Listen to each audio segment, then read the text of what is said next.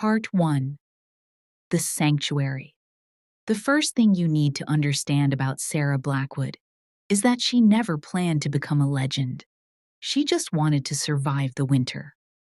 The abandoned lighthouse stood like a broken finger pointing at the sky, perched on the edge of the shattered coast, where the pack territories ended and the human world began. The locals called it the Bone Tower, a nickname earned from the whale skeletons that littered the beach below, their ribs arching from the sand like the fingers of drowning giants. Sarah had claimed the lighthouse 18 months ago, back when she still flinched at shadows and woke screaming from dreams of the rejection ceremony.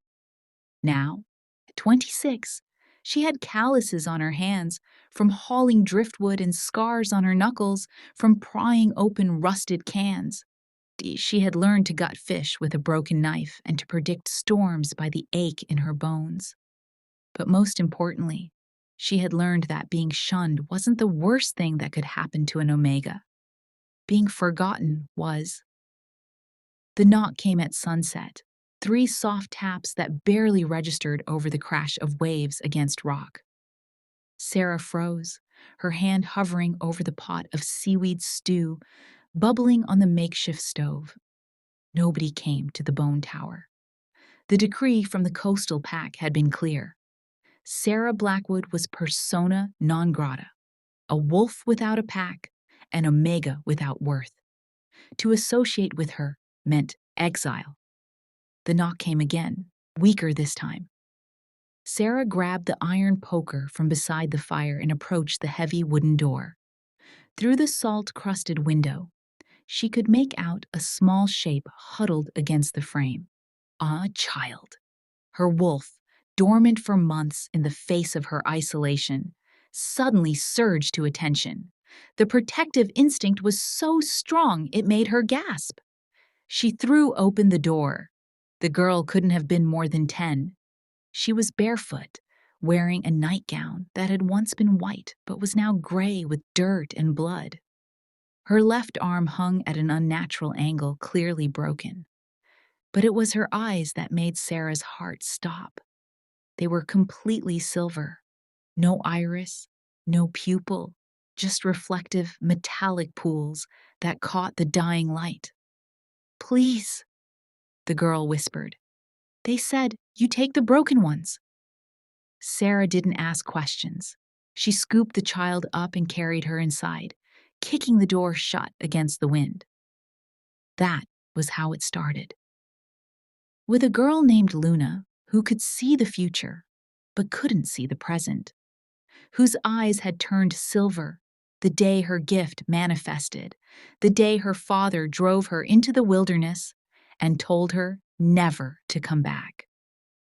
3 weeks later, there were 4 of them. After Luna came twin boys, Marcus and Felix. Age 8, they had been abandoned at a human hospital with a note pinned to Marcus's shirt. "Defective. We're sorry." Their defect? They couldn't shift independently. When one transformed, the other did too. Their consciousness somehow linked across their separate bodies. Their pack had called it an abomination. Then came Ivy, a 13-year-old whose wolf form was wrong. Instead of the typical gray or brown, she shifted into a pure white wolf with red eyes, an albino.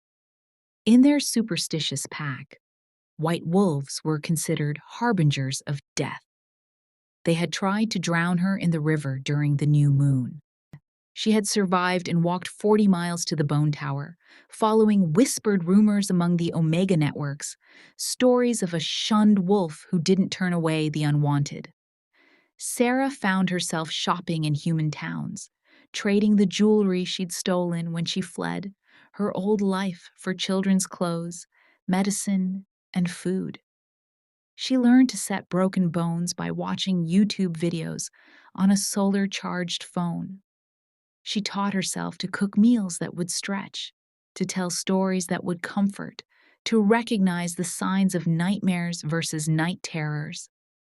The lighthouse, once echoing with her loneliness, became filled with the sounds of children, arguments over chores, giggles during hide and seek among the rocks, crying in the night that gradually, slowly, became less frequent. Sarah had no idea that in the council chambers of the capital, 500 miles away, her name was being spoken by the most powerful wolf in the Western Territories. Alpha King Damon Frost didn't believe in mercy. In his 34 years, he had learned that mercy was a luxury that got people killed. His father had been merciful once, had spared a traitor who later poisoned half the royal pack. Damon had been 12 when he watched his mother die. Foam on her lips, her eyes begging him for a salvation he couldn't provide. He had never made his father's mistake. So when his head of security, a grizzled beta named Garrett, brought him reports of a rogue Omega harboring fugitive children on the shattered coast, Damon's first instinct was to send a kill team. "She's kidnapping pups," Garrett said, spreading photos across Damon's obsidian desk. The images showed a tall, to thin woman with dark hair and shadows under her eyes, leading children along a beach. 4 confirmed so far. We think there may be more. Damon studied the photos. The woman didn't look like a kidnapper. She looked exhausted, but appearances meant nothing. Which packs are the children from? Different packs. Coastal Pack, Silver River, Moonstone Valley, and Highland Ridge. She's crossing territorial boundaries, Your Majesty. That's a direct violation of the Accord. Damon sat back in his chair. The Accord was the treaty that kept the wolf packs from destroying each other, the fragile peace he'd spent 10 years maintaining. Cross-territorial kidnapping could reignite old feuds. What do the parents say? Garrett shifted uncomfortably. That's the thing, sir. The parents aren't looking for them. When we contacted the packs, they all said the same thing. The children were rejects, defects that had been legally expelled. They're claiming the Omega has no right to interfere with pack law. Damon's eyes narrowed. Legal expulsion of children? Under the purity statutes, yes, sir. Any pup that manifests abnormalities can be removed from pack lands to preserve genetic integrity. The purity statutes.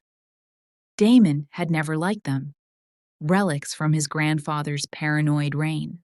But they were law, and he was bound by law even as he enforced it. So, this Omega is collecting rejects. Yes, sir. And there's more.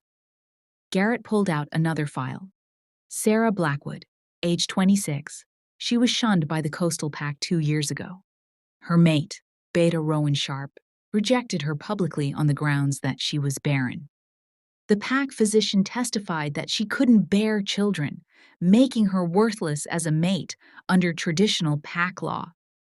Damon felt a flicker of distaste. He had always found the mate bond rituals archaic, especially the rejection ceremonies. But again, pack law wasn't his to judge unless it violated the Accord. If she's barren, why is she collecting children? Unknown, sir. Could be a psychological break. Rejected Omegas often don't cope well. Damon stood and walked to the floor-to-ceiling windows, overlooking the city of Silver Peak. Below, his territory thrived, wolves and humans coexisting in an uneasy but functional balance. His job was to maintain order, and this rogue Omega was disorder incarnate. I'll handle this personally, Damon said. Garrett blinked. Sir, I can send a team. No. If she's dangerous, I'll neutralize her. She's mad. I'll bring her in for rehabilitation. Either way, I want to see this myself. Prepare a transport. We leave at dawn. What Damon didn't say was that something about the case bothered him. 4 different packs, 4 abandoned children, 4 sets of parents who didn't want them back. The pattern was too clean, too convenient, and Damon Frost had survived by trusting his instincts when things seemed too convenient. Sarah smelled them coming before she heard them. It was a bright morning, unseasonably warm for late autumn. She was teaching Felix and Marcus how to clean fish on the rocks below the lighthouse when her wolf suddenly snarled a warning inside her mind. Alphas. Multiple. Close. Her head snapped up. On the horizon, 3 black SUVs were navigating the rough coastal road that led to the bone tower. Inside. Now, Sarah said, her voice calm but firm. The twins didn't argue. They had learned to trust her tone. They dropped the fish and ran. Sarah followed, her mind racing. She had prepared for this. Every shunned wolf knew that eventually someone might come asking questions. She had emergency packs hidden in 3 locations: money, fake IDs, supplies. She had taught the children evacuation routes. But looking at those approaching vehicles, at the speed and precision of their formation, Sarah knew running wasn't an option. Whoever was coming had found her for a reason, and they had the resources to find her again. Inside the lighthouse, the children were already gathering in the main room. Luna's silver eyes were wide with fear. Ivy had shifted into her white wolf form, a defensive instinct. The twins clutched each other's hands. "Are they here for us?" Luna whispered. Sarah knelt down, gathering them close. "I don't know, but listen to me. No matter what happens, you're not defective. You're not broken. You're extraordinary, and anyone who can't see that is blind. Do you understand?" They nodded, but she could feel their terror. These children had been thrown away once. They thought it was happening again. "Go to the upper room," Sarah instructed. "Stay quiet. I'll handle this." As they climbed the spiral stairs, Sarah stood and faced the door. She had nothing. No pack, no mate, no power, just her conviction that what she was doing was right. The vehicles stopped. Doors opened. Sarah counted 8 wolves, all of them radiating the controlled aggression of trained soldiers. And then, he stepped out. Sarah had never seen the Alpha King in person, and only in news broadcasts and official photographs. Those images hadn't prepared her for the reality of him. Damon Frost was tall, easily 6'5", with broad shoulders that strained against his black tactical jacket. His hair was dark, almost black, cut short in a military style. But it was his eyes that pinned her in place. Pale gold, like sunlight through amber, and absolutely merciless. He walked to her door with the confidence of someone who had never been told no. Sarah opened it before he could knock. They stared at each other. Up close, she could see the fine scars on his face, the set of his jaw, the way his nostrils flared slightly as he scented her. His wolf was close to the surface, she could tell.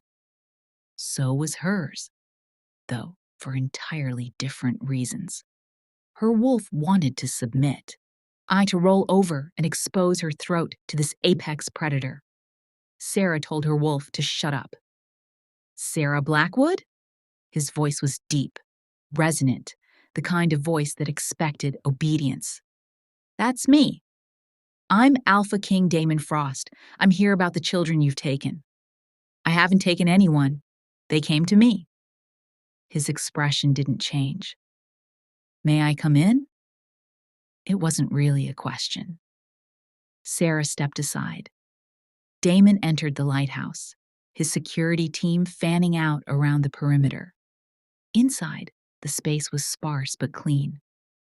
A wood-burning stove, mismatched furniture clearly salvaged from dumps, children's drawings taped to the stone walls. It smelled like salt air and something cooking. Soup, maybe. It didn't smell like a prison. Where are they? Damon asked. Upstairs. Was scared out of their minds because 8 armed wolves just showed up at our home. Your home. Damon turned to look at her. You're squatting in an abandoned lighthouse with stolen children. They're not stolen. They were thrown away. According to pack law, they were legally expelled.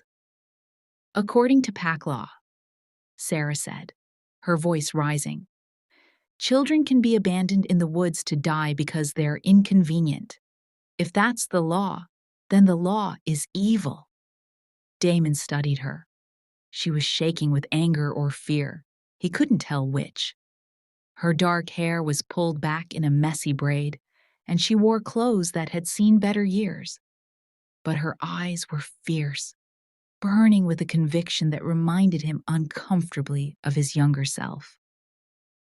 I need to see them, Damon said. Why?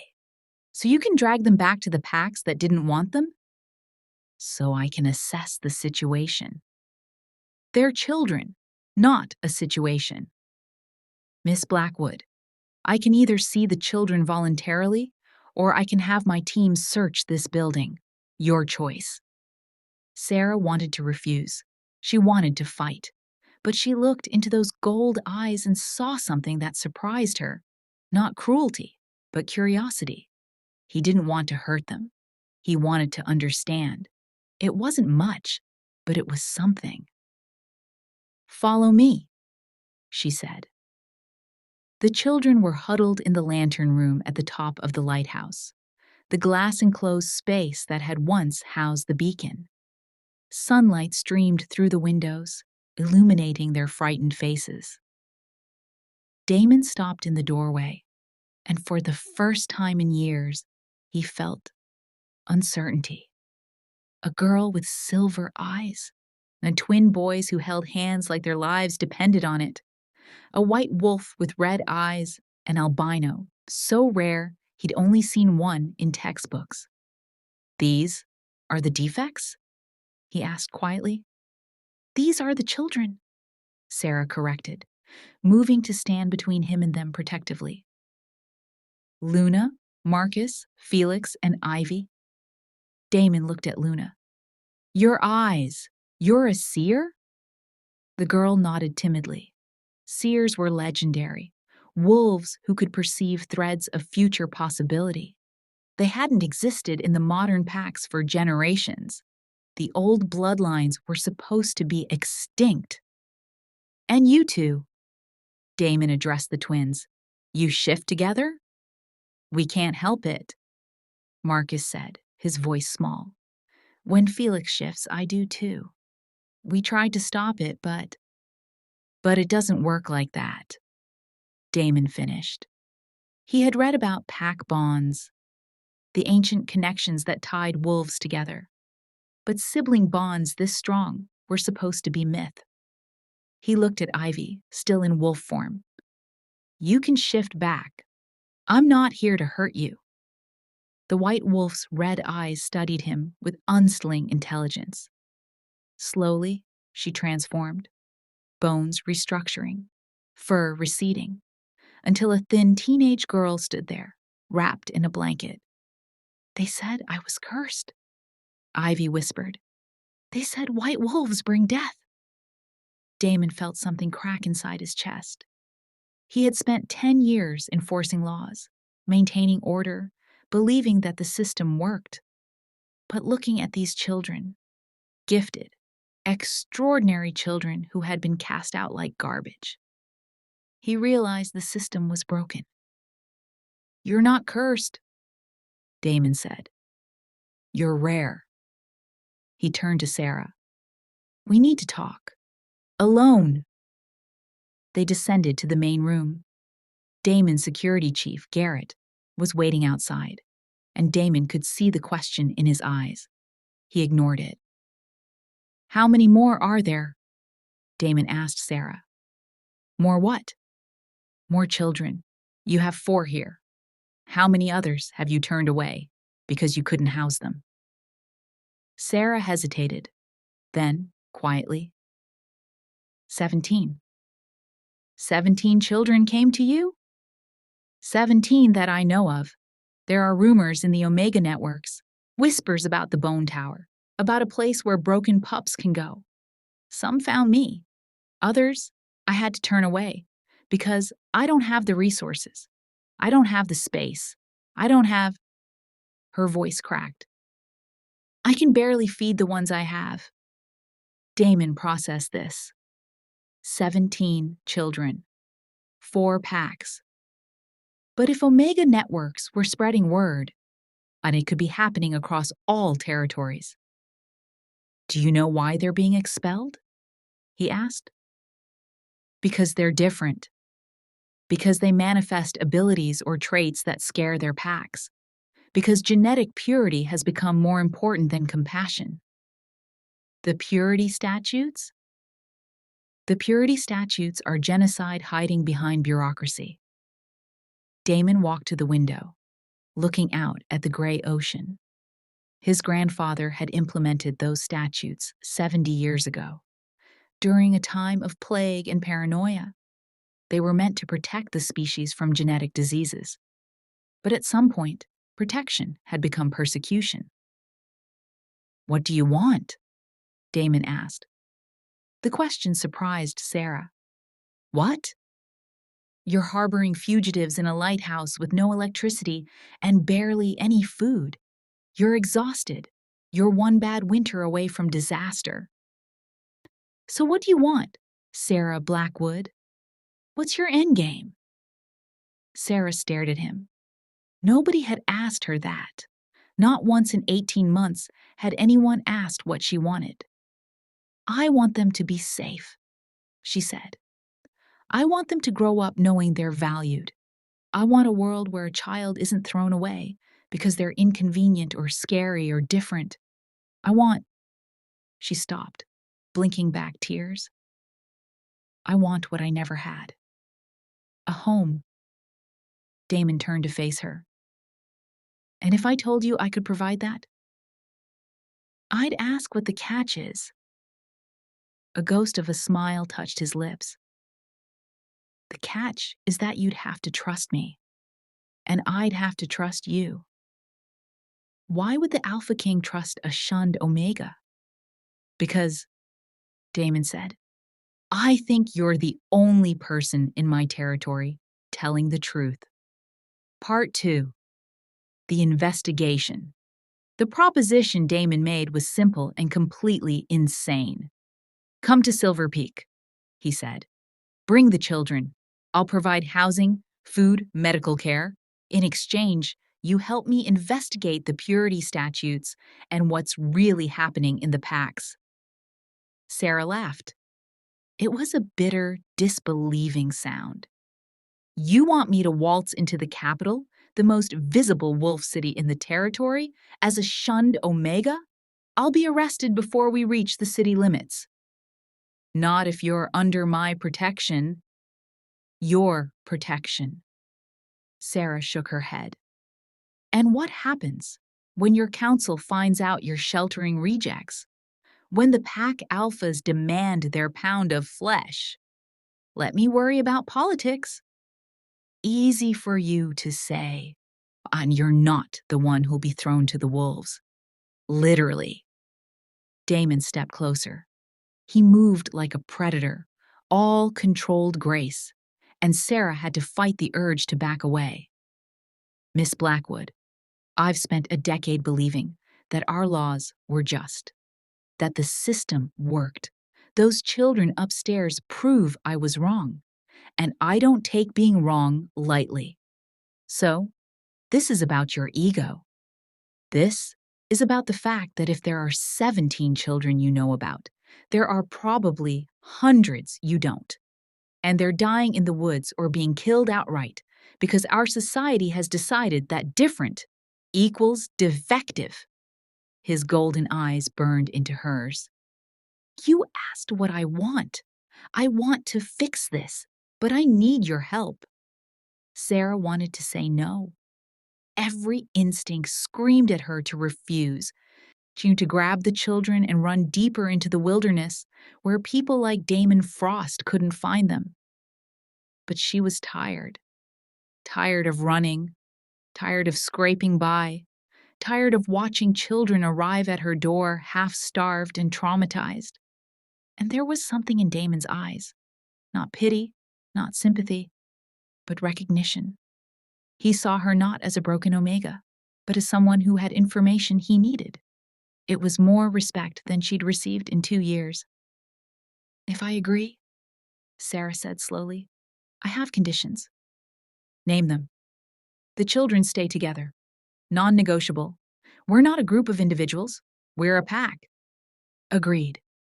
"I make all decisions regarding their care. No pack doctors, no council psychiatrists. Nobody touches them without my approval." "Agreed. With one caveat. They need medical examinations. Real ones." But I'll bring in doctors you can vet." Sarah considered this. "Fine. Third condition. If this goes bad, if your council decides to enforce the purity statutes, you help us disappear. New identities, transportation, a head start." Damon's expression didn't change. "You're asking me to commit treason." "I'm asking you to keep your word." For a long moment, they stared at each other. Then Damon extended his hand. "You have my word as Alpha King. If this fails, I'll make sure you escape." Sarah looked at his hand. It was a large hand, scarred knuckles, calluses that spoke of someone who trained hard, a hand that could kill her without effort. She shook it. The moment their skin touched, something electric passed between them. Sarah gasped, jerking back. Damon's eyes widened fractionally, the first real surprise she'd seen on his face. "What was that?" Sarah breathed. "I don't know," Damon admitted. His hand tingled where they touched, a warmth spreading up his arm. His wolf was suddenly intensely interested, pacing in his mind, urging him to touch her again. Damon shoved the feeling down.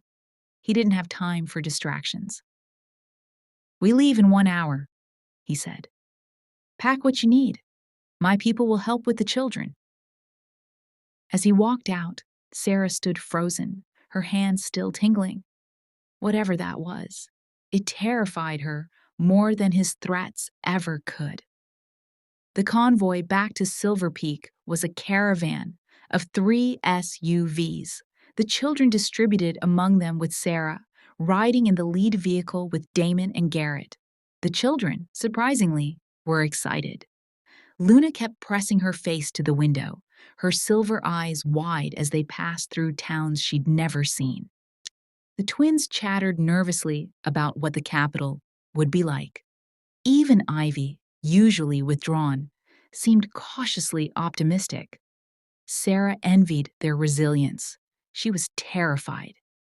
"Tell me about your rejection," Damon said suddenly. They were 2 hours into the drive, the landscape shifting from coastal scrub to rolling forest. Sarah had been staring out of the window, trying not to think about what she was doing. "Excuse me? Your mate rejected you. I want to know why." "The report says why. I'm barren." "The report says a pack doctor testified you were barren. I want to know the truth." Sarah turned to look at him. He was watching her with those unsettling gold eyes, and she realized he'd already made up his mind about something. "You don't believe the report," she said. "I believe that rejected Omegas, who are supposedly barren, don't usually collect children out of maternal instinct. The psychology doesn't track." Sarah laughed, but there was no humor in it. "You want the truth? Fine. Rowan Sharp was my fated mate. I felt the bond snap into place when I was 23. It was everything the stories promised, this overwhelming certainty that he was mine and I was his." She looked back out the window. But Rowan was ambitious. He wanted to be the coastal pack alpha, and to do that, he needed a mate who could give him strong pups. Lots of them. I was an omega, which was good for optics. But then his father started pressuring him about heirs. And I didn't get pregnant. We tried for a year. Nothing. Rowan started getting anxious, started suggesting I see the pack doctor. So I did. Sarah's hands clenched in her lap. Dr. Vance examined me and declared me infertile. He said my omega biology was defective, that I'd never carry a child. Did you get a second opinion? From who? Dr. Vance was the only pack doctor, and once the report was filed, I was damaged goods. Rowan rejected me in front of the entire pack. Said he couldn't waste the bond on a broken omega. Damon's jaw tightened. And you believed this doctor? Why wouldn't I? He had no reason to lie.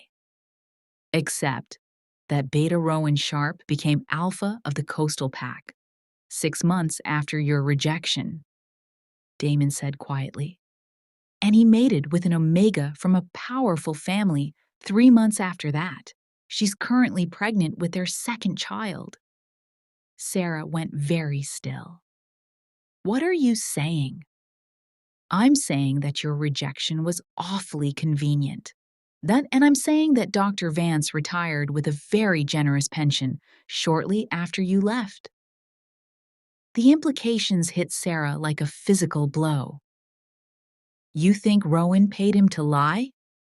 I think your mate needed a reason to reject you that wouldn't make him look bad. She's infertile, is sympathetic. It makes him the tragic hero, forced to put duty above love. Damon's voice was cold. It's a cleaner story. Then I rejected her because I wanted a mate with better political connections. Sarah couldn't breathe. For 2 years, she had believed she was broken. For 2 years, she had carried the shame of being defective, of being the omega who couldn't fulfill her biological purpose, and it might have been a lie. I need proof, she whispered. That's part of why you're coming to Silver Peak. We're going to find out the truth. Sarah looked at him. Why do you care? Damon was quiet for a moment. Because if they lied about you, they're lying about others. And I need to know how deep this goes. They arrived at Silver Peak after dark. The city was a glittering jewel nestled in the mountains, all glass towers and modern architecture. But Damon didn't take them to the city center. Instead, they drove to the outskirts, to a sprawling estate surrounded by pine forest. This is Northwood Manor, Damon explained as they pulled through iron gates. It was my mother's summer home. Nobody uses it anymore. The manor was beautiful. Stone and timber construction, with wide windows and a wraparound porch. It was huge, easily 20 rooms. You're giving us a house? Sarah asked incredulously.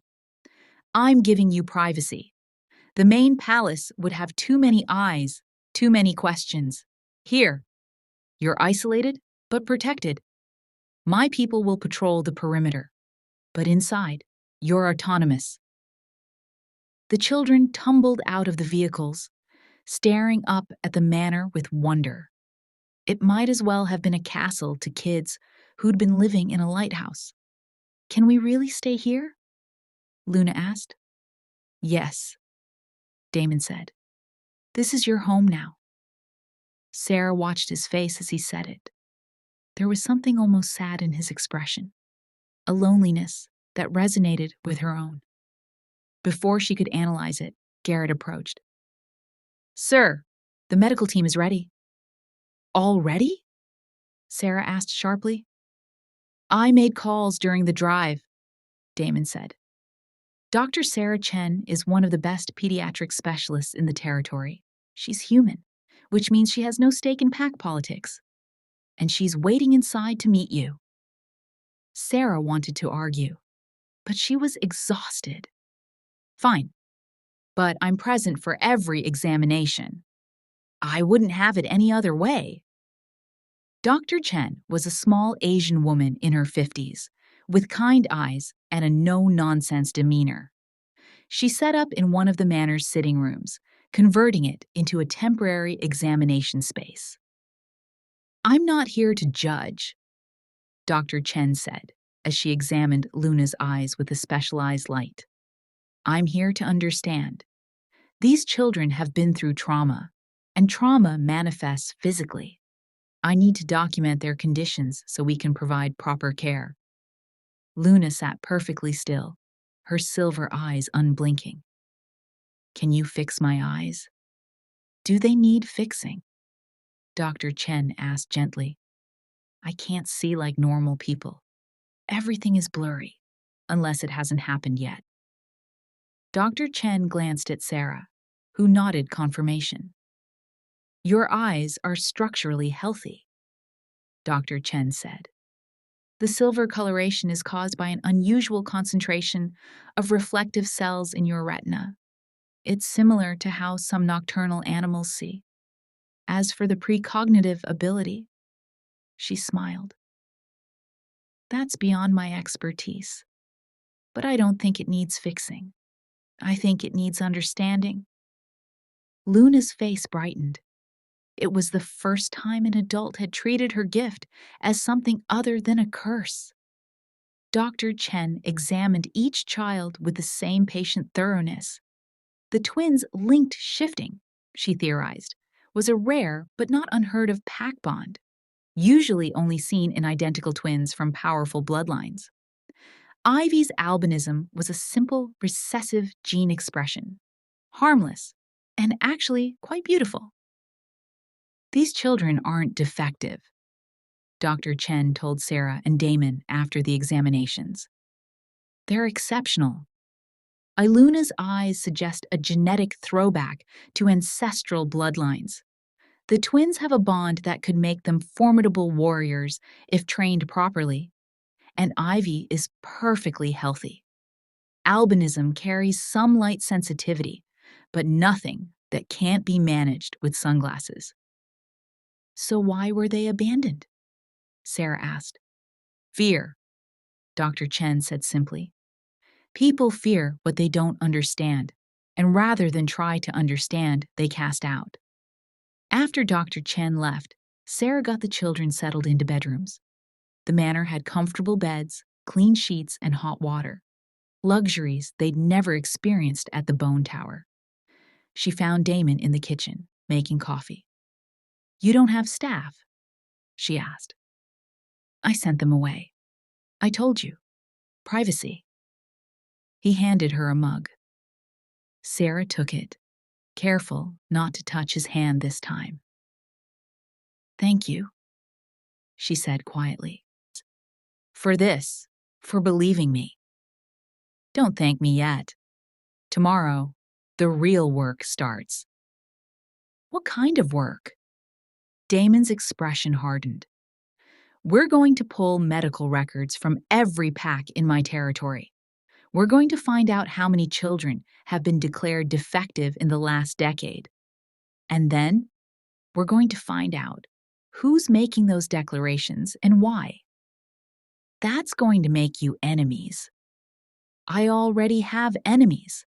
At least this way, I'll know who they are." Sarah studied him over the rim of her mug. "Why are you really doing this? It can't just be about the law." Damon was silent for a long time. Then, "My mother was an Omega. She was brilliant, educated, strong, but she was also sick. She had a genetic condition that weakened her heart. The pack doctors advised my father not to mate with her. They said any children would be defective. But he mated with her anyway." "Yes. And I was born healthy. My mother lived for 12 more years after my birth. She was the best thing in my father's life, in my life. But if he had listened to those doctors, If he had followed the law, I wouldn't exist. Damon looked at Sarah. So, when I see children being thrown away because someone decided they're not good enough, I see myself, and I see my mother, and I won't let it stand. Sarah felt her throat tighten. I'm sorry you lost her. I'm sorry you lost everything. They stood in the kitchen, two broken people who'd learned to survive, and for the first time in years, Sarah didn't feel alone. Part 3. The truth emerges. The investigation began at dawn. Damon had assembled a small team. Garrett for security, a data analyst named Nina who could hack into any database, and Sarah because she knew what to look for in the medical records. They worked out of Damon's private study in the main palace, a secure room that was swept daily for surveillance devices. We're starting with the coastal pack, Damon said, projecting files onto the wall screen. They have the highest rate of pup expulsions in the territory, 14 children in the last 5 years. Sarah's stomach turned. 14? That we know of. Could be more if they're not reporting them. Nina pulled up medical records, rows of data scrolling across screens. Here's the pattern. Every single expulsion was signed off by the same doctor, Dr. Marcus Vance. The one who declared me barren, Sarah said. Exactly. And look at this. Nina highlighted a series of payments. Dr. Vance received substantial bonuses from the PAC Treasury every time he filed a defect report, $20,000 per child. Garrett leaned forward. He's being paid to diagnose defects? It's not technically illegal, Nina said. The payments are classified as genetic consultation fees, but the timing is suspicious. Damon's eyes were cold. What kind of defects is he diagnosing? Sarah read through the files, her hands shaking. Late shifting, early shifting, unusual eye colors, hearing too sensitive, strength too low. These aren't medical conditions. These are normal variations. Keep digging, Damon ordered. I want to know if other packs are doing the same thing. Over the next week, a horrifying picture emerged. Across Damon's territory, pack doctors were systematically declaring children defective for minor variations from the norm, and they were being paid to do it. Bonuses, consulting fees, grants, all tied to the number of expulsions they approved. But why? Sarah asked, staring at the web of financial connections Nina had mapped out. What's the endgame? Control, Damon said. If you can determine who's genetically acceptable, you control the next generation. You control power. But who's funding this? Nina pulled up a new file. That's where it gets interesting.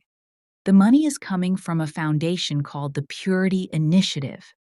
It's technically a private charity focused on genetic research, but the board of directors reads like a who's who of pack alphas and council members. She highlighted names. Sarah felt sick as she recognized them. Powerful wolves, unrespected leaders, people who smiled for cameras while signing death warrants for children. And there, buried in the middle of the list, was a name that made her blood run cold. Rowan Sharp, she whispered. Her former mate wasn't just complicit, he was on the board. Damon saw her face. Sarah. He knew. Her voice was shaking. He was part of this the whole time. He didn't reject me because I was barren. He rejected me because I would have found out. I was a nurse. I saw the medical records. If I'd stayed, I would have eventually noticed the pattern. You were a threat, Garrett said quietly. So, he destroyed my credibility first. Sarah looked at Damon. We need to go public with this. Not yet. We need more proof. Right now, All we have are financial connections and suspicious patterns. All we need someone to testify. Who's going to testify against the pack alphas? They'll be killed. Damon smiled, but it wasn't a pleasant expression. We're not asking a wolf to testify. We're asking the human doctor. Dr. Sarah Chen agreed to help without hesitation. I've been suspicious about the purity statutes for years, she said, sitting in Damon's study. I've had wolves bring children to me for second opinions, and 9 times out of 10, there's nothing wrong with them. But when I report my findings, they're ignored. Would you testify to that? Damon asked, in a heartbeat. But you need more than my word. You need a pack doctor to admit what they're doing. Dr. Vance, Sarah said. He'll never talk, Garrett objected. He's too well paid. Then, we make him an offer he can't refuse, Damon said. He looked at Sarah. How would you feel about seeing your old pack again? The plan was risky and completely insane, which seemed to be Damon's specialty. They would return to the coastal pack under the guise of an official royal inspection. Damon, as Alpha King, had the right to audit any pack's medical facilities. While there, Sarah would confront Dr. Vance privately, wearing a wire, and try to get him to admit the truth. He'll recognize you, Garrett warned. I'm counting on it, Sarah said. The night before they left, Sarah couldn't sleep. She stood on the balcony of Northwood Manor, watching the stars, trying to calm her racing heart. You don't have to do this. She turned. Damon stood in the doorway, wearing casual clothes for once. Jeans and a dark sweater that made his eyes look almost amber. Yes, I do, Sarah said. Those children in there deserve justice, and so do the hundreds of others still out there. Damon joined her at the railing. When this is over, what will you do? What do you mean? You've spent 2 years in survival mode. But if we succeed, if we dismantle the Purity Initiative, you'll be free to build a real life. Have you thought about what that looks like? Sarah laughed softly. I haven't thought past next week. Freedom seems like a fantasy. It's not. I'll make sure of it. She looked at him. In the moonlight, he seemed less like the terrifying Alpha King and more like a man carrying too much weight.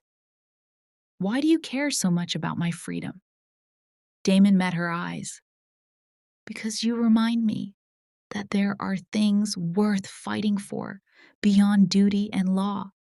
You chose those children when you had nothing to gain and everything to lose. That's not survival. That's heroism. I'm not a hero. I'm just... Don't. His voice was firm. Don't diminish what you've done. You've saved lives, Sarah. And tomorrow, you're going to save hundreds more. They stood close, the air between them charged with something Sarah didn't want to name. That electric feeling from their first handshake was back, stronger now, making her skin tingle. Damon, she whispered. He leaned in, and for a heart-stopping moment, Sarah thought he might kiss her.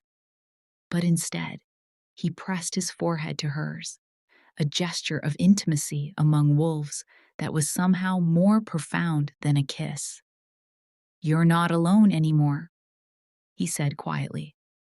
Whatever happens tomorrow, I'm with you.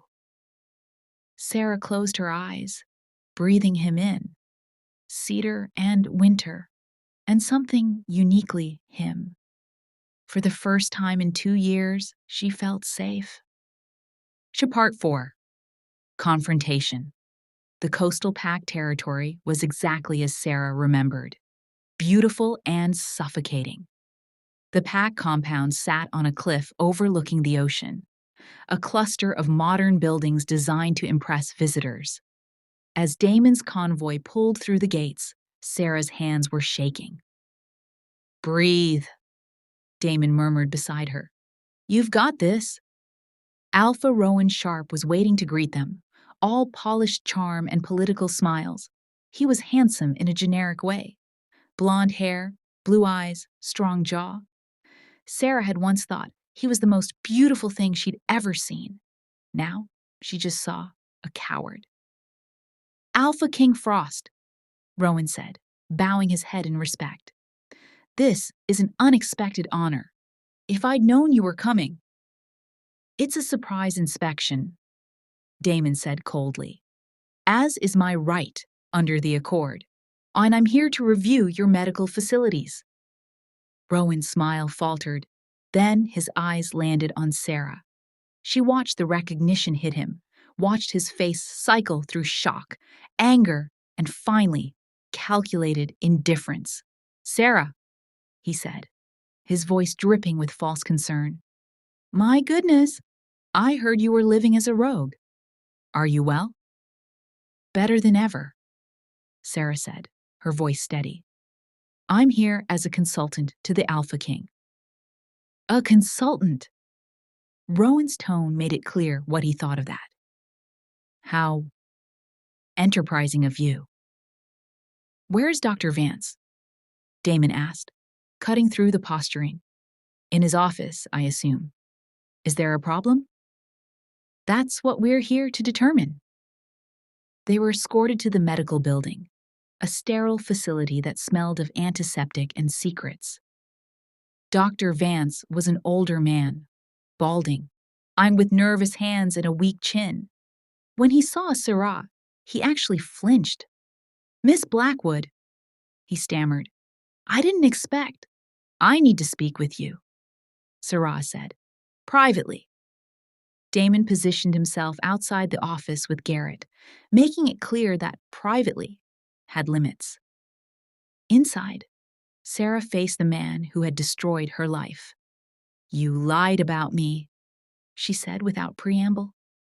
The wire taped to her ribs felt like a brand. "I don't know what you're—" "Yes, you do. You told Rowan I was barren. You filed a medical report stating I could never have children. But I was never infertile, was I?" Dr. Vance's face went gray. "Sarah, you have to understand." "Understand what? That you took money to ruin my life." "It wasn't personal." "Rowan needed a reason to reject you that wouldn't hurt his political standing. Your infertility was sympathetic, and it made him look noble. Except, I'm not infertile. You might be. I never actually tested for that specifically. I just made an educated guess based on nothing," Sarah finished. "You fabricated a medical diagnosis to facilitate a political rejection. Do you have any idea what that did to me?" "I'm sorry," Dr. Vance whispered, and he actually sounded like he meant it. "I'm so sorry, Sarah. But if I hadn't done it, they would have found someone else who would. The Purity Initiative doesn't take no for an answer." Sarah's heart raced. "Tell me about the Purity Initiative." "I can't. They'll kill me." "They'll kill you anyway if this comes out. Right now, I'm your only chance at protection. Talk." Dr. Vance crumbled. "It started 10 years ago. Pack Alphas wanted more control over their bloodlines. They created the Purity Initiative to fund genetic research. But really, it was about eugenics. They wanted to eliminate any traits they deemed undesirable, like children who shift late, or early, or who show unusual abilities, anything that deviated from the narrow definition of normal." Dr. Vance wiped his sweating forehead. "Doctors like me were paid to identify these children and recommend expulsion. The parents usually went along with it because they trusted us." "How many children, Dr. Vance? How many did you condemn?" 43, he whispered. Over 10 years, 43 children. Sarah felt nauseous. 43 children from one pack, from one doctor. How many hundreds across the territory? Who else is involved? Most of the pack doctors, the council knows. Some of the alphas are true believers. They genuinely think they're protecting the species. Others just like the power. He looked at her with desperate eyes. Please, I'll testify. I'll tell the authorities everything. Just protect me from them. We will, Sarah said. But you need to put it in writing. Now. Outside, Damon listened to the conversation through the wire feed, his expression growing darker with every word. We've got him, Garrett said. This is enough to start arrests. Not yet, Damon said. Vance is small time. We need the alphas. As if summoned, Rowan appeared in the hallway. Is there a problem, Your Majesty? Dr. Vance seemed distressed. Damon turned to face Sarah's former mate. Tell me, Alpha Sharp, how long have you been on the board of the Purity Initiative? Rowan's face went carefully blank. I'm not sure what you're referring to. Don't insult my intelligence. We have financial records. We know about the payments to doctors, the expulsion quotas, all of it. Those are legal charitable donations. You've been systematically purging children from your pack, Damon said, his voice dropping to a growl. Children who posed no threat, who were guilty only of being different, and you profited from it. I was protecting the bloodline. You were murdering children. The hallway went silent. Rowan's composure cracked, and for a moment, Sarah saw the true wolf beneath the politician, a desperate, cornered animal. You don't understand, Rowan said. The old bloodlines are dying. We're getting weaker with every generation. The Purity Initiative was trying to reverse that, to strengthen the species. By killing the strong ones, Damon said. By eliminating the very traits that could save us. Those aren't traits, they're mutations. They're gifts, Sarah said, stepping out of the office. And you threw them away because you were scared. Rowan looked at her, and something ugly crossed his face. This is your doing. You poisoned the king against us. No, Damon said. You did that yourself. Garrett, arrest him. On what charge? Rowan demanded. Conspiracy to commit murder, fraud, treason, take your pick. As Garrett moved forward, Rowan's eyes flashed gold. You're making a mistake, Frost. The council will never support you on this. Half of them are involved. Then, I'll arrest half the council. Rowan laughed. A desperate sound. You'll start a civil war. Then, so be it. Part 5. The reckoning news of Rowan's arrest spread through the wolf community like wildfire. Within 24 hours, Damon's phone was ringing off the hook. Pack alphas demanding explanations, council members threatening impeachment, lawyers filing motions to block the investigation. Damon ignored them all. Instead, he called a press conference and invited every major news outlet, human and wolf alike.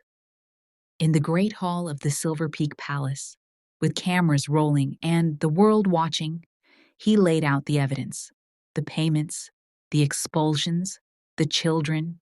He showed photos of Luna, Marcus, Felix, and Ivy. Beautiful, healthy children who had been condemned as defective. He showed Dr. Vance's written confession. He showed the financial records linking the Purity Initiative to PAC leadership. For 10 years, Damon said, his voice carrying through the hall, we have been committing genocide against our own children.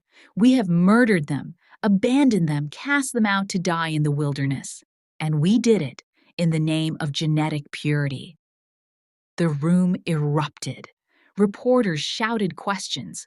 Wolf leaders stood and protested, but Damon's voice cut through the chaos. "No more," he said. Effective immediately, the purity statutes are abolished.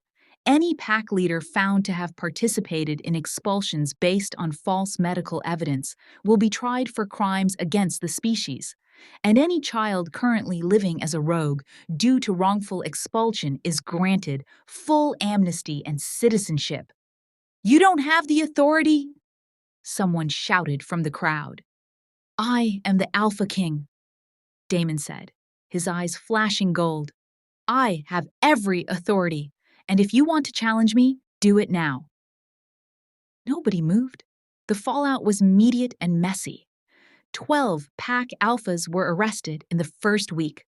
The Purity Initiative's assets were frozen. Dr. Vance, in exchange for his testimony, was placed in protective custody. And Rowan Sharp, the charismatic alpha who had once seemed destined for greatness, was stripped of his title and awaited trial. But the real work was just beginning. "We've received over 300 calls," Nina reported, showing Damon the spreadsheet. "Families looking for children they lost, rogue wolves who were expelled and want to come home. It's overwhelming." "Then we hire more people," Damon said. "We process every case, investigate every claim. We make this right." Sarah spent her days coordinating with Dr. Chen to set up medical evaluations for returning wolves. The children from the Bone Tower became ambassadors of sorts, living proof that the defects were extraordinary. Luna's precognitive abilities helped prevent 2 accidents on Packlands. The twins, Marcus and Felix, began training with the Royal Guard and showed remarkable tactical coordination. Ivy became a symbol of hope, the white wolf who wasn't a harbinger of death, but of change. And Sarah found herself transformed from a shunned Omega into something she'd never expected, a leader. "You should consider making it official," Damon said one evening. They were in his study, going over case files. It had become their routine, working late into the night, sustained by coffee and determination. Making what official? "Your position. You're effectively running the rehabilitation program. You should have a title, resources, a salary." Sarah laughed. "I don't need a title. The wolves who work with you do. Right now, you're operating on goodwill and my authority. But if something happened to me, you'd lose everything." The thought of something happening to Damon made Sarah's chest tighten. "Don't say that." "I'm just being practical." "No, you're being paranoid." "In my experience, paranoia keeps you alive." Sarah studied him. Damon looked exhausted, dark circles under his eyes, his shoulders tight with stress. He'd made powerful enemies with this investigation, and they both knew it. "When was the last time you slept?" she asked. "I'll sleep when this is over."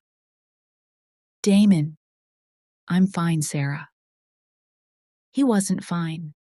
She could see it in the way he moved, the tension in his jaw, the haunted look in his eyes when he thought no one was watching.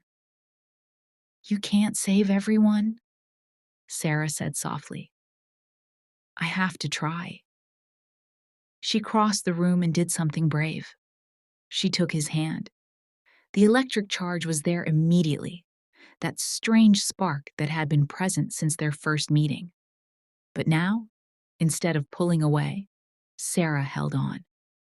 "You're not alone in this," she said, echoing his words from weeks ago. "Whatever happens, I'm with you." Damon looked down at their joined hands. Then, slowly, he pulled her closer until she was standing between his knees as he sat on the edge of the desk. "Sarah," he said, his voice rough. "There's something I need to tell you." "What?" "That feeling, the spark, when we touch." He raised his free hand to her face, cupping her cheek. I know what it is. Sarah's breath caught. Damon, you're my mate. The words hung in the air between them, impossible and inevitable. That's impossible, Sarah whispered. I was already mated. To Rowan. He rejected you. He broke the bond. But the moon goddess doesn't give second chances. Maybe she does, Damon said. Or maybe Rowan was never your true mate. Maybe he was just the first bond, the test, and I'm the real one. Sarah wanted to deny it, wanted to say it was too convenient, too fairy tale, too good to be true. But she couldn't, because the moment Damon said it, she knew it was right. The pull she'd felt toward him, the way her wolf settled in his presence, the electric charge. It all made sense. I'm a shunned omega, she said. You're the alpha king. This can't work. Why not? Because your people will never accept me. Because I come with 4 traumatized children and a mission to burn down half your government. Because Damon silenced her with a kiss. It wasn't gentle. It was fierce and claiming and full of all the longing they'd both been suppressing. Zara gasped against his mouth, and he deepened the kiss, one hand tangling in her hair, the other pulling her closer. When they finally broke apart, both breathing hard, Damon pressed his forehead to hers. I don't care what people accept, he said. I don't care about politics or propriety or any of it. You're mine, Sarah, and I'm yours. That's all that matters. We're in the middle of a crisis. Then we'll face it together. Sarah laughed, a sound halfway between joy and disbelief. You're insane. Probably, Damon agreed. But I'm insane. Part 6, The Final Battle. The resistance came 3 weeks later. A coalition of 15-pack alphas, led by members of the dissolved Purity Initiative, declared Damon unfit to rule. They claimed he'd been compromised by his relationship with Sarah, that he was prioritizing a shunned omega over the good of the species. They demanded his abdication. Damon refused. They're going to challenge you, Garrett warned. Formal challenge, combat for the crown. Let them try. Sir, these aren't politicians. These are warriors. If you lose, I won't lose. But Sarah was terrified. The challenge was set for the new moon, 1 week away. Damon would face the coalition's champion in single combat. If he won, the rebellion would end.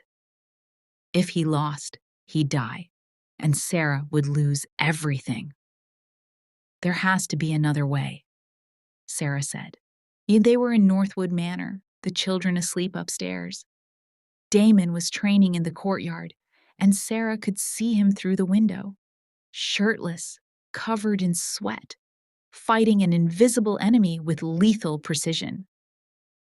There isn't, Damon said, walking inside and grabbing a towel. This is how succession works. Combat resolves disputes. Then let me help. Sarah, you can't. Not in the fight, but I can investigate. These alphas, they're desperate. Desperate people make mistakes. Let me find their weakness. Damon wanted to refuse. She could see it in his eyes, but he also knew she was right. Be careful, he said. Always. Sarah spent the next week digging through records with Nina's help. They looked for anything that could discredit the coalition. Financial crimes, cover-ups, scandals. They found something better. Look at this, Nina said, highlighting a series of medical records. 3 of the coalition alphas have children who were diagnosed with defects and expelled. But the diagnoses came after the children manifested unusual abilities. They expelled their own kids? Yes. And I found the children. 2 are dead, but 1 is alive. She's been living on the streets of Portland for 5 years. Sarah's heart raced. How old? 16 now. She was 11 when they abandoned her. What was her defect? Nina pulled up a photo. It showed a young girl with mismatched eyes, 1 blue, 1 green. Heterochromia, that's it. They threw her away for having different colored eyes. Sarah stared at the photo. What's her name? Kira. Kira Ashford. Her father is Alpha Marcus Ashford. He's the one who's going to fight Damon. Finding Kira took 2 days. And Sarah traveled to Portland with Garrett and Dr. Chen, searching the areas where homeless youth congregated. They finally found her in a tent camp under a bridge, thin and wary, with the eyes of someone much older. Kira Ashford? Sarah asked gently. The girl tensed, ready to run. Who's asking? My name is Sarah. I help wolves who've been expelled from their packs. I don't need help. Your father is Alpha Marcus Ashford. Kira's face went hard. That bastard isn't my father. I know what he did to you, and I'm sorry. Are you here to drag me back? Because I'd rather die. No, Sarah said. I'm here to give you a choice.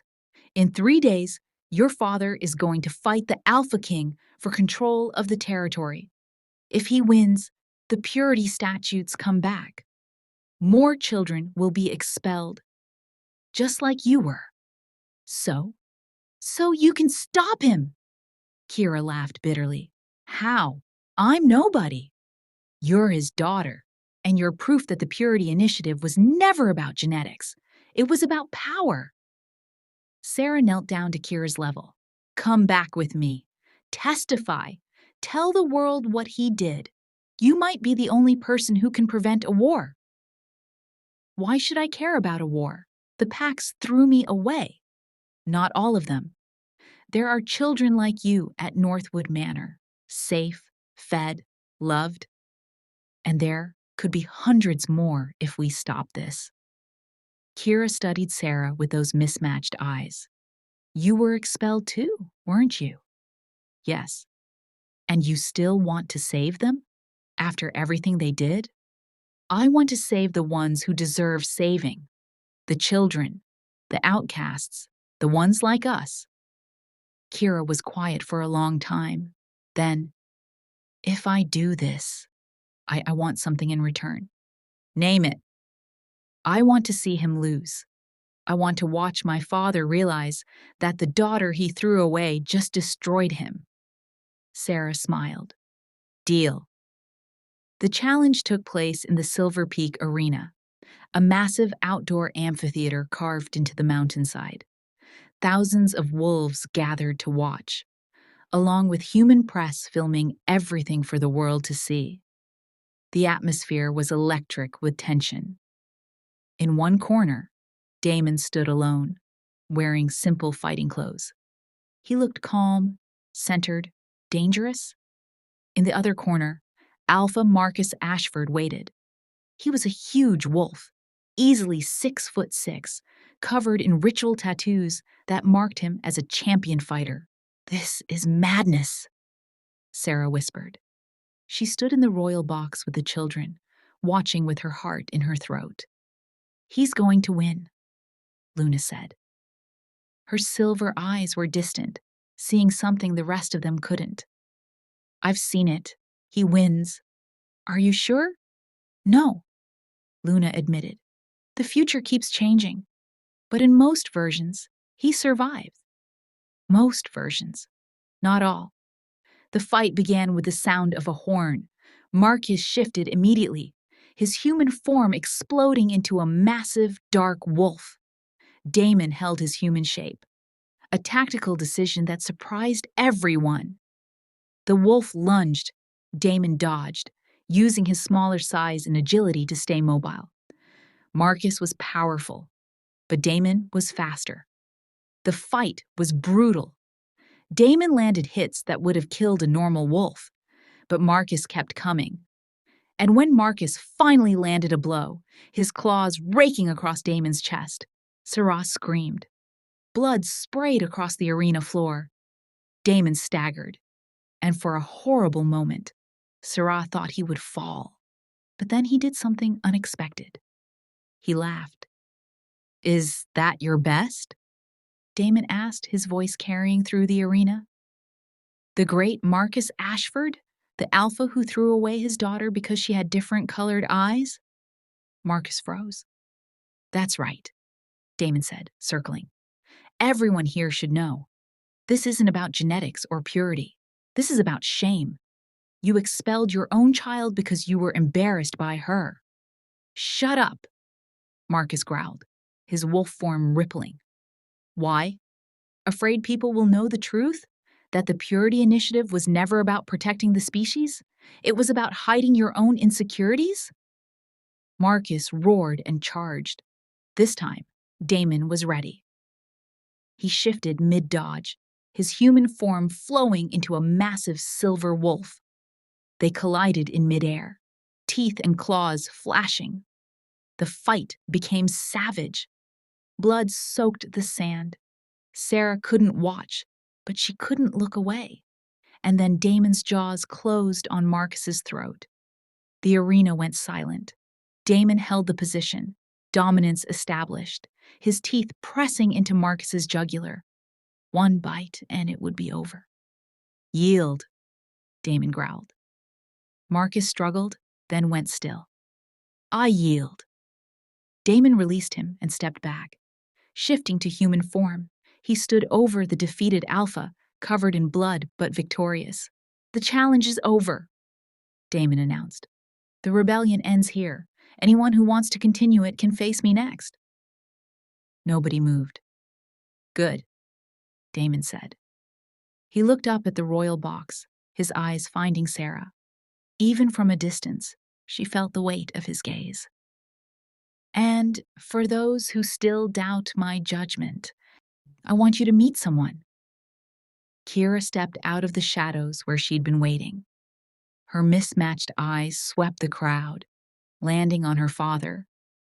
"My name is Kira Ashford," she said, her voice amplified by the arena speakers. "5 years ago, my father abandoned me in the woods because I was born with heterochromia. Different colored eyes. That was my crime. That was my defect." The crowd murmured. The Purity Initiative told him I was unworthy, that I would weaken the bloodline, so he threw me away like garbage. Kira's voice was steady, but Sarah could see the tears on her face. "I was 11 years old, and I spent 5 years believing I deserved it." Marcus, still in wolf form, made a sound of protest. "But I didn't deserve it," Kira continued. "None of us did. And if you let people like my father continue, if you bring back the purity statutes, you're not protecting the species. You're destroying it." She turned to Damon. "I don't know if you're a good king, but you're better than the alternative." The crowd erupted in applause. Epilogue. The new dawn, 6 months later. Northwood Manor was unrecognizable. What had started as a refuge for 4 children had grown into a full academy. 53 defective wolves now called it home, ranging in age from 4 to 17. They had teachers, counselors, trainers, everything they needed to thrive. Sarah stood in the courtyard, watching Luna teach younger children how to meditate and access their gifts. The silver-eyed girl had become a mentor, helping others understand abilities that frightened them. "She's remarkable," Dr. Chen said, joining Sarah. They all are." "Thanks to you." Sarah shook her head. "Thanks to Damon. He's the one who made this possible. He made the political space. You made the home." It was true. Damon had reformed the laws, arrested the corrupt officials, and restructured the council. But Sarah had built the sanctuary. the place where broken children learned they weren't broken at all. "How are the new arrivals?" Dr. Chen asked. "Scared, traumatized, convinced they're monsters." Sarah smiled. "Give them a week. They'll be playing tag with the others." "You've performed a miracle here." "No," Sarah said. "I just gave them what I never had. A second chance." That evening, Sarah found Damon in his study, buried in paperwork as usual.